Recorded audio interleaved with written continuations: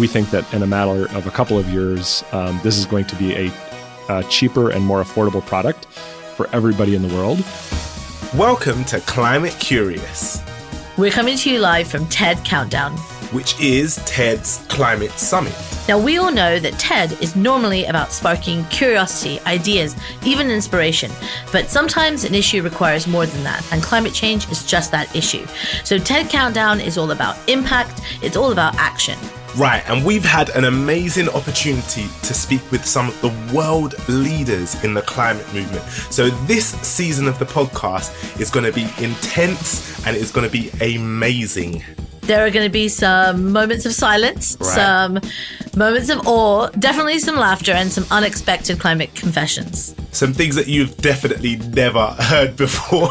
It's a good season. It's a good season. So let's get started.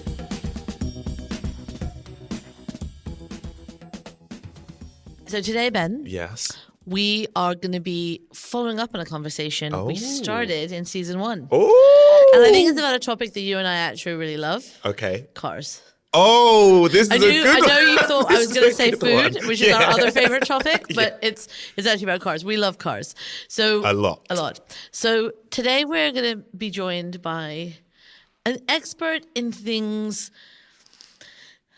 climate, electricity, and I would say, I don't know if I'm allowed to call you a car expert. Can I? Okay. Motor vehicle. Motor vehicle. Yeah. So Anthony Eggert from Climate Works Foundation. Woo! Hi. Glad to be here. Will you tell people in 2 sentences like who you are and what you do? So Anthony Eggert with the Climate Works Foundation, and I manage a program that is dedicated to creating a safe transportation system for people and goods everywhere in the world. Oh, that's a good elevator pitch. I always feel so jealous when people have good elevator pitches. It's a good 2 sentences. That was really good. Let's dig into it because when we talked to Monica Araya last in season 1, she talked a little bit about this transition. This global transition needs to happen. And obviously you and Monica are colleagues, you worked together on this campaign. That was about 1.5 years ago. What's been happening in your world since then? Well, quite a bit, actually. And so Monica and I are part of a global coalition, which has just been brought under the name of the Drive Electric campaign. Basically, this is a group of organizations, including climate foundations, research institutions, and nonprofit organizations that are working together to accelerate solutions to clean transportation.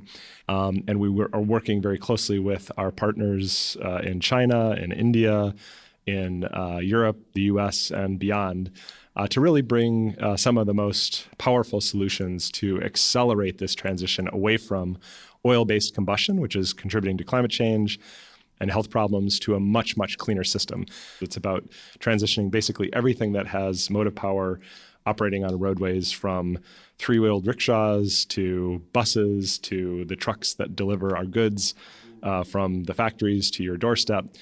All of that has the potential to shift away from something that is killing us to something that can be part of the solution to the climate challenge. Right, which is important, right? And I always, I would like to confirm the importance of this, but I always feel like one of the things I've observed in the climate space, right, is that everybody points fingers at the next thing. So if you talk about cars, I feel like people who drive cars are like, yeah, but it's trucks, and that's really cool that you're doing everything on the road.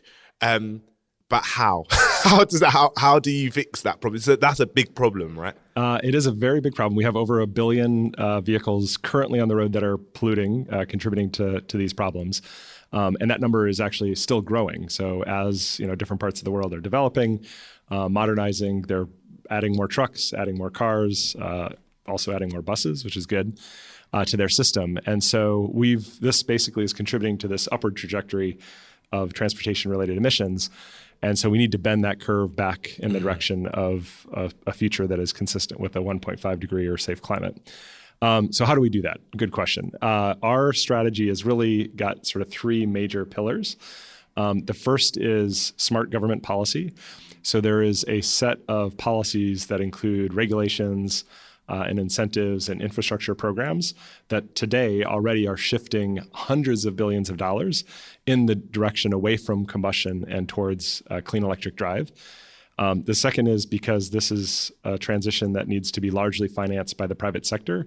We work with business leaders that are sort of committed to this future. This includes manufacturers, large fleets, that are not only sort of rhetorically committing, but are actually starting to shift their investments and procurement towards these cleaner modes. And then finally, we support basically people power, which is sort of a broad term to represent all of the organizations and constituencies that need to be part of this transition. This includes traditional environmental groups, but also groups committed to health, committed to environmental justice, committed to good jobs in the labor community. We need all of them to be part of this, and more of them are joining as part of this effort. So you're making governments make better policies. You are encouraging corporations to switch their vehicles that they're using I'm making. right? And you're unionizing people. That's a rubbish summary. I wouldn't say unionizing, but that's a very us word. Yeah. What you do with Activating, the people? activating, Okay. yeah, I would say is Activating people. Yes, and supporting. The good thing is that there is already this incredible cohort of organizations and individuals that have sort of stood up and said, we need something better. And so the great thing about being part of Philanthropy is that we can work with them, we can provide them resources, we can provide them connectivity, Right. So that they can together sort of amplify their voice to reach those key decision makers that you identified. You know what I think is very cool about this? Is that this is a massive problem, right? Like when you think about the fact that everything on the road has to change everywhere in the world, it's kind of a little bit like, I look at that problem and I think I just need a few more cups of coffee before that's going to work. Maybe 50 years, yeah.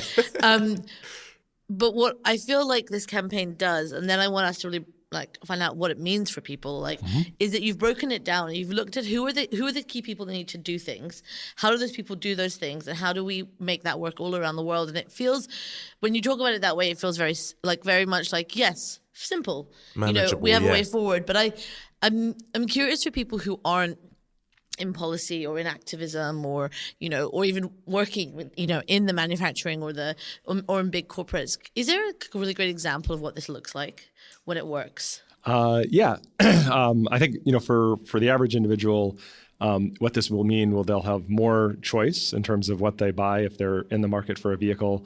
There's going to be more offerings that are not just the polluting big SUVs and such. There are going to be cleaner options across the board. So for commuter cars all the way up to pickup trucks, so they will benefit from this transition.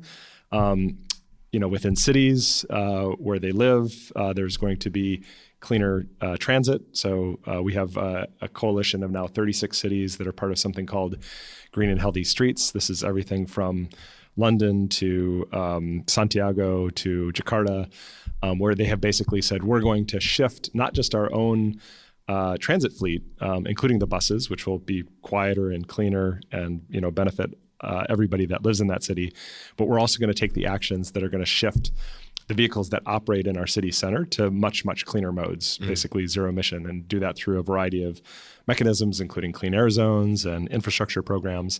So this is going to have a very near-term and immediate effect on basically their people's ability to buy cleaner products, their ability to breathe cleaner air, and then, of course, ultimately to have a safer climate.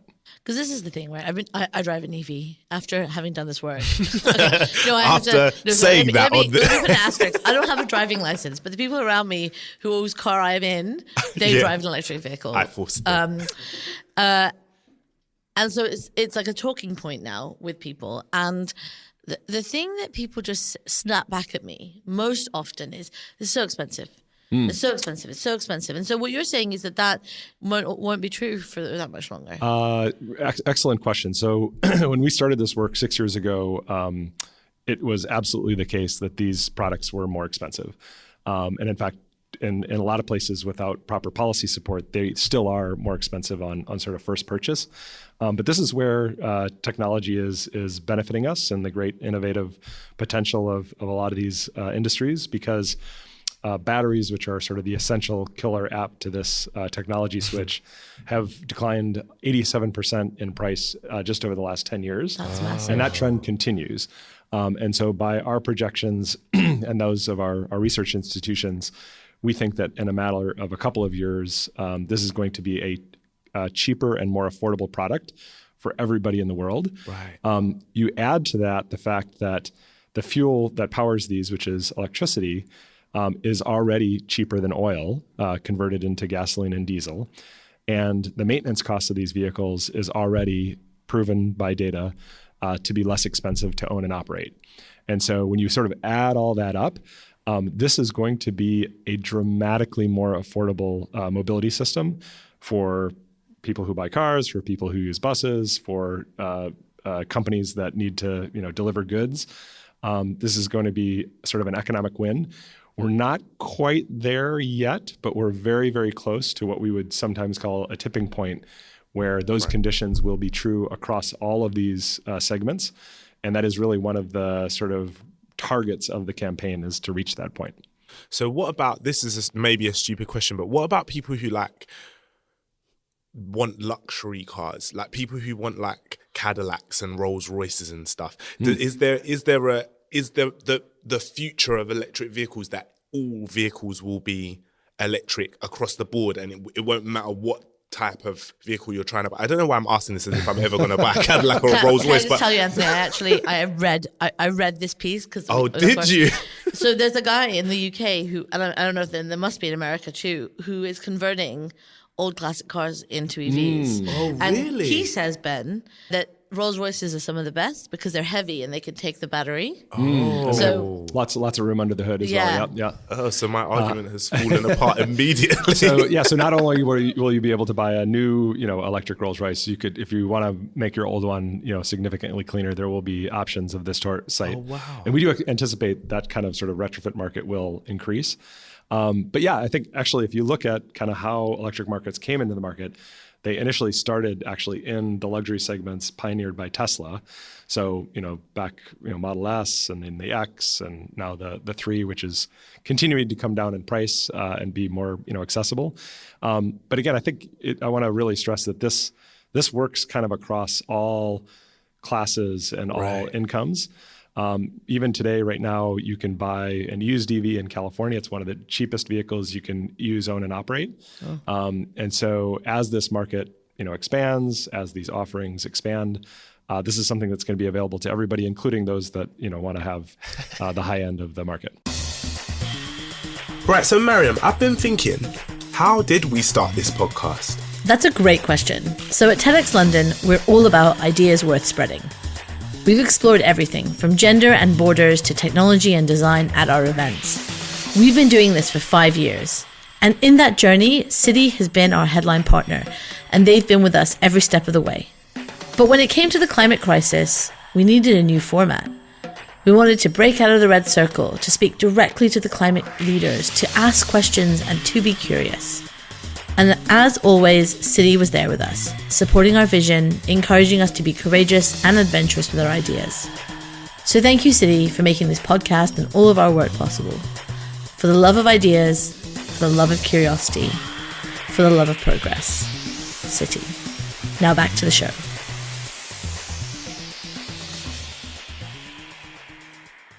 So let me ask you a question, because the next thing that people say to me is, I don't have a driveway. I can't. No, I don't have a driveway either. So I tell them I charge it. And I don't have a house. I don't have a house, but I want to understand kind of what you envision the world to be like and what needs to happen to get charging to where it needs to go. Because I saw this quite startling piece of research that looked at charging points and rideshare in LA. Yeah. And looked at the fact that the charging points were not in any of the poor neighborhoods. Yeah, I think we may have contributed to that study, actually.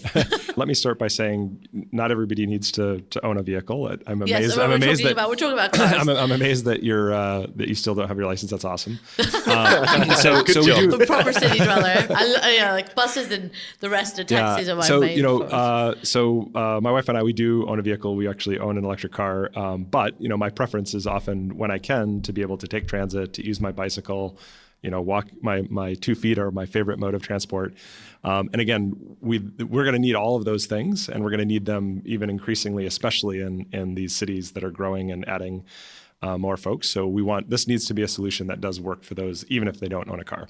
So, but to your more specific question about basically the fact that many people don't have a driveway or, their own parking spot, right now there is a concerted effort to really significantly expand infrastructure, and that includes public facing infrastructure. I'll get a little bit geeky here, which is that so there's really sort of 3 main types of charging. I love this.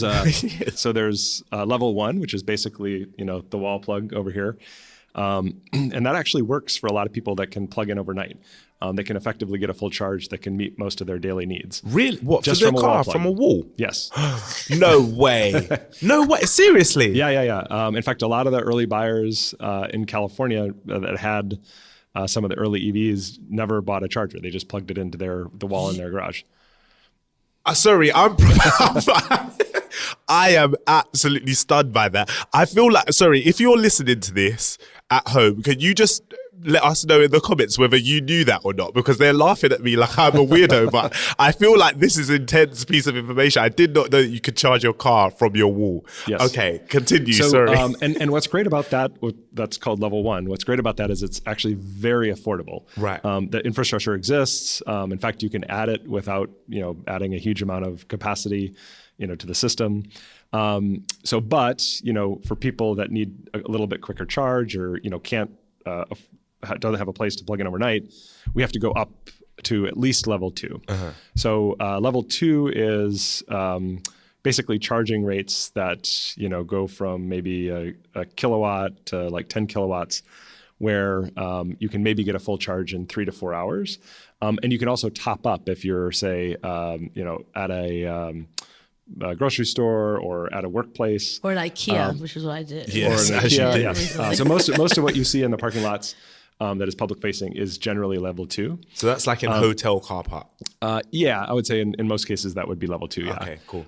So that's expanding significantly, and then the final is what's called level 3, and that sort of starts at 50 kilowatts all the way up to as high as 350, and that basically operates very similar to a fueling station. Especially if you're in those higher levels, you can fill up in 20 minutes or less. And in fact, in most cases, if you're on a trip, you park, go get some snacks, take a rest break. You come back and you've got enough juice to continue on your way. Wow. I hired a Tesla and did that and bought a jug while it was charging. Yeah. So a lot of the Tesla chargers that you see will be in that level 3 category. So for people that don't have a place to charge, most of them will need to use some form of public charging or workplace charging. Right. And then the final point I would make is that we have an opportunity here as we continue to add new housing infrastructure to not make the mistakes of the past, which is to not make them ready for this transition.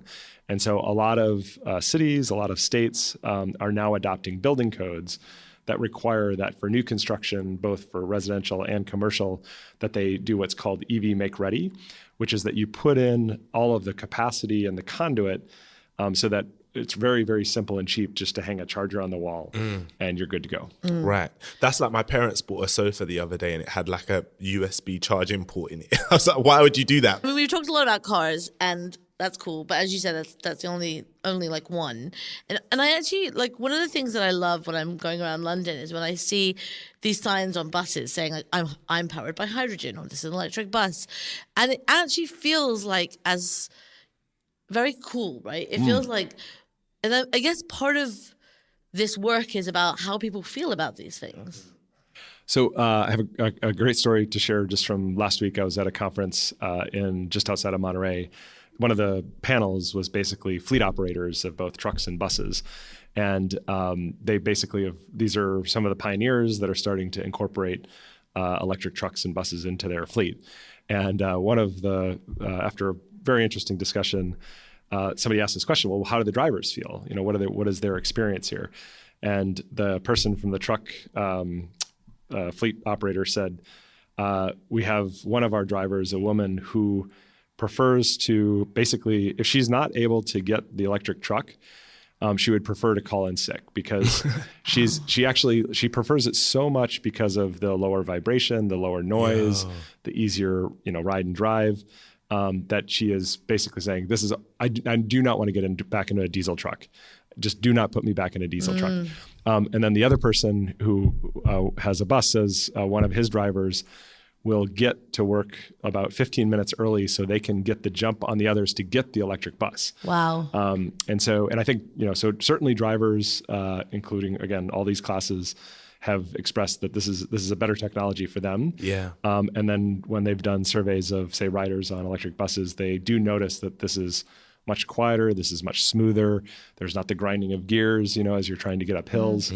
And so we have, again, this benefit that the beneficial technology is better than the incumbent technology. Right. This is the thing that's so amazing, right? Is that when you hear the resistance that people have to any of these modes of transport, It's better. I'm like, have you been or driven or like it's almost like people don't want it, and it's a mindset shift. So I feel like some of the work you do must also be around like this mindset shift for both, like for companies, for consumers, for everyone. Now there's one group we haven't talked about, and I want to talk about them because, Anthony, I know that you kind of started your life in that group, which are the people who make these vehicles, right? They're super important. Like if they don't do it, we're not going to have it. Then nobody's getting it. I'm curious, as someone who worked in the car industry and now does this work, what have you seen over the last like 20 ish years? Quite a transformation. And I would say, all the way from, not just the executives who are, usually providing sort of the rhetorical and in some cases actual leadership on this transition, but all the way down to the actual line workers who are putting these things together, at the factory.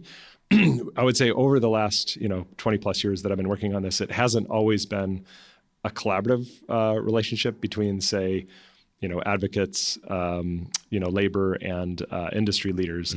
But more and more, all of those are starting to realize that this is necessary and ultimately can be better, not just for the climate, but actually for our economy, for jobs. But that does require some proactive planning. So that means that we need to encourage, domestic investment. We need to encourage that as we expand the jobs in this space, that they are good paying jobs, providing a living wage, that there's training opportunities for people that want to be reskilled. There's now, organizations that have said, okay, yeah, we see the opportunity here, including for the potential for new jobs. We want to capture some of this future market in this global transition. And so that's why, you saw both, not just the manufacturers, but some of the labor groups sort of standing with some of the government leaders like Biden and others as they've made these very bold announcements. And that's an important shift to make as well in terms of mindset, right? Is the movement from this being something that's difficult or something that's hard or something that's like inconvenient to being something that's an opportunity for entrepreneurship, for development, for growth, for like exponential growth in loads of different industries and creating opportunities for people to work and to have jobs and to make money and do all of that stuff, which is also a bonus, right? So the campaign. Yes. Let's just I want to ask about this. So Sure. I think the end is so this is about moving everyone. What is it going to take? So I work in philanthropy. I would say more money, including to resource the groups that are working hard on this in the real world. You know what? Like people might be like, why do I need to know about all these things? And I'll tell you what I love about this, right? Is that I think that it is just amazing and quite comforting to know that there are so many people out there that you never see. Like they're never on the front page of the news, they're not being interviewed, they're not shouting, they're not the loudest, right? But they are doing this work. The work is working. And that, it feels for me very hopeful, especially when what you're talking about is shifting something globally. It needs this. And that just feels very optimistic, actually. I want to say one last thing. Most of the people listening, we know you guys. Yeah. We know that you live in cities.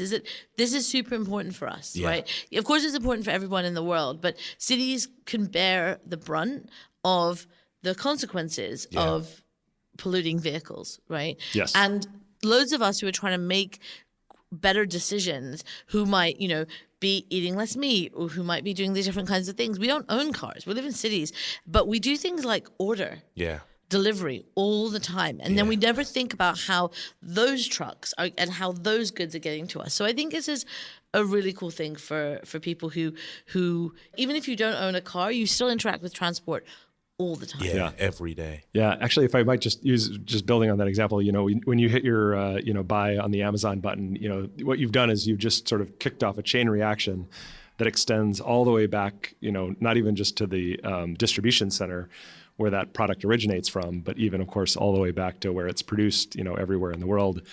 So that whole supply chain has to be cleaned up for that button that you just pushed to actually be, better for the climate, not contributing to the problem. The cities definitely do bear the brunt, and that is where there's a sort of a high concentration of pollution in particular. But if you walk that supply chain back, you'll find that some of the biggest impacts exist for people that live in and around ports, distribution centers, and freight corridors. Of course. And so we have in California, there's this area in the Inland Empire east of Los Angeles, which is sometimes referred to as the diesel death zone, where research has shown that diesel pollution contributes to a significant increase in unnecessary premature death, significantly increased incidence of childhood asthma, and folks who are in those communities are actually now joining in coalition with many of our partners that are pushing for bolder action on the part of both business and governments. And so they should, and so should all of us, really, because it, I mean, that kind of stuff for me is where the moral imperative also comes in, where it's just like, how could we, knowing what we know now, even if you don't care about climate change, if you care about health, and if you care about young people, and if you care about racial justice or equity, then you have to care about this, because it has such a disproportionate effect. I mean, the fact that it's called the diesel death zone is horrific. Actually, like that it's so consistent that you can name it. I think anything that you can name like that, it's got to go. We've got to change that. Yes, and that those communities have been suffering for a long time, and it is a moral imperative for us to make sure that we are forging a better path with them. It's important that they be part of the conversation, that they're part of the coalition, that their voices are, there at the outset in creating the solutions. Yeah, because it sticks. I mean, there's nothing more powerful than someone talking about the life that they lead. I mean, we had obviously Rosamond, who's a great campaigner on clean air, who's borne the worst brunt of something like this. So, Anthony, we just want to say thank you for coming and talking to us and actually like talking to us about how change happens. Yeah. Because it doesn't happen just from like the flashy stuff. It happens from all the stuff that you talked about, which is pretty awesome. A lot of this is invisible to most. And so, I would encourage folks, if they want to learn more, we have a website. Can I name it? Yes, you can. Of course not. Name it. No, I get none of the proceeds. No. It's so www.driveelectriccampaign.org. So I would encourage folks to check it out if they want to learn more. This is exciting. We have one last thing to ask you. And now, it's time for our climate confessions. Let's fess up to the bad habits we just can't kick. So when we do this podcast, we normally do this segment called Climate Confessions at the end. The idea here is to get people to understand that even when you're immersed in this and working every day, it's hard to be perfect, and that you don't have to be perfect to still do things for the climate. I do believe, personal responsibility, we can all be part of the solution. But of course, we live in a system that doesn't often provide us the options to be part of the solution. And, even with respect to, materials, circularity and things like that, oftentimes, we have to change the system if we're going to really affect change on a massive scale. So, but I'll just say, after getting my driver's license, right at the ripe age of 16, my first vehicle was a old, rather polluting pickup truck. It was a 1971 Ford F-150. At 16? At 16, yeah. Wow. It was the really old farm truck that my family had.